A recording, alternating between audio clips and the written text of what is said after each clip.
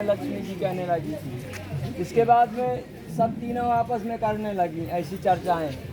तो नारद जी वहाँ से निकलते हैं तो नारद को रोक लिया। आज हमारा बेटा नारद जिसको बोल देगा वही माँ सबसे बड़ी है, उसी का पहला पूजन होना चाहिए। तो पार्वती जी समझाएं कि नारद जी को जाने दिया जाए, शंकर जी के पास में जाते हैं। नहीं, शंकर जी के पास में नहीं, यही नारद निर्णय करके चले जाएंगे। तो नारद जी कहते हुए कि अगर इसको कहता हूँ कि बड़ी, इसको कहता हूँ कोई मुझको श्रापित ना कर दे। और नारद सब तो जानते थे कि इन तीनों से बड़ी माता अनसुईया, क्योंकि माता अनसुईया हमेशा अपने पति की भक्ति में समय उनका व्यतीत होता था। और ये तीनों देवियाँ कभी में कभी अपने पतियों से नाराज हो जाया करती थी, इसलिए सर्वश्रेष्ठ माता अनसुईया का दर्जा मिला हुआ था। तो जब इसी तरह की पूरी वृत्तांत बताया नारद जी कि हे माँ, आपस में क्यों तुम कह रहे मैं बड़ी, पर आप तीनों में से सर्वश्रेष्ठ माता अनसुईया हैं। वो 24 घंटा आप अपने पति का हमेशा ध्यान में रखती हैं, सेवा भाव में रहती हैं। तो कहा हम ऐसे नहीं मानेंगे।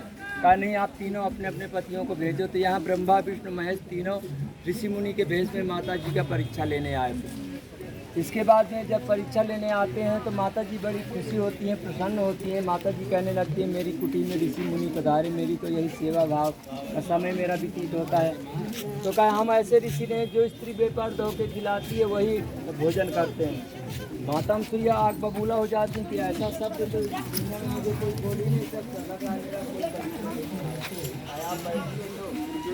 माता अनसुईया जल लेती हैं, जो ही छींटा मारती हैं तो ब्रह्मा विष्णु महेश छोटे छोटे बालक बन जाते हैं। उनके जो बड़े बड़े वस्त्र थे, वस्त्रों से निकाल के उन्हीं के कपड़े से लंगोटी फाड़ के बांध के पलना में डाल देती हैं। तीनों लोग में हाहाकार मच जाता है। जैसे सूचनाएं चलती हैं कि माता अनसुईया के यहाँ बालक रूप में रो रहे हैं तीनों, तो कोई देवता मानने को तैयार नहीं हुआ।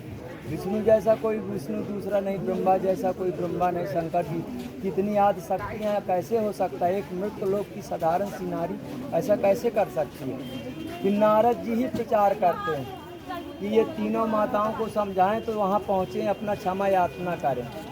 तीनों देवियाँ आती हैं, कहती हैं हे माँ, हमसे बहुत बड़ी भूल हो गई है, अब दोबारा इसी जीवन में कभी भूल नहीं होगी, हमारे पतियों को आप वापस कर दीजिए। माता हमसे ये कहते हैं आप मेरे छोटे छोटे शिशु हैं और आप इतनी बड़ी बड़ी आए, आपके पति कैसे हो गए। ऐसा करिए, आप जिद कर रही हैं तो जिसका जो पति हो पल्ले में तीनों हैं अपना अपना उठा लो। अब तीनों सोचती हैं कि तीनों का शकल एक जैसा माता जी ने कर दिया, पर एक बात को ध्यान देना कि अगर दूसरे के पति को दूसरा कोई उठा लेगा उसका पति धर्म यहाँ नष्ट हो जाएगा। तीनों देवी अचंभव में हो जाती है, कहीं धोखे शंकर जी की जगह में विष्णु न उठ जाए, विष्णु की जगह में शंकर जी न उठ जाते। जब अत्रि मुनि का यही ऊपर पहाड़ है जहाँ अत्रि मुनि तपस्या किया करते हैं, जब अत्रि मुनि आते हैं तो समझाते हैं कि हे प्रिय, आप बहुत पहचान कर लिए, अब तो ये आपके पुत्र हो गए, ये आपकी तीनों बहुएँ हो गई, और बहुओं से इतना हट नहीं किया जाता, उनके हिसाब चला जाता। अत्रि मुनि माता अनसुईया को समझाते हैं। फिर जल लेती हैं, जो ही छींटा मारते हैं तो ब्रह्मा विष्णु महेश अपने अपने रूप में आ जाते हैं। फिर जल्दीबाजी में भगवान विष्णु कहते हैं हे माँ, मांग लो जो वरदान। तो माता अनसुईया हंस देती हैं, कभी माँ पुत्र से वरदान मांगती है, तुम्हें क्या हो गया। तो तीनों क्षमा मांगते हैं, हे माँ हमारे लिए क्या आज्ञा। हाँ कहा ये बात सही है, आप आज्ञा ले सकते हैं। कहा मुझे आप ही के जैसा सेजवान 3 पुत्र चाहिए। तो जल्दीबाजी में तथास्तु बोल देते हैं, पर न शंकर जैसा कोई दूसरा शंकर था, न ब्रह्मा जैसा कोई ब्रह्मा था। फिर माता अनसुईया के अंश से इन तीनों को जन्म लेना पड़ा। दत्तात्रेय, दुर्वासा ऋषि, चंद्रमा। जो दत्तात्रेय थे भगवान विष्णु के अवतार थे, जो चंद्रमा थे ब्रह्मा जी का, जो दुर्वासा ऋषि थे शंकर जी का। बोलो माता अनसुईया जय।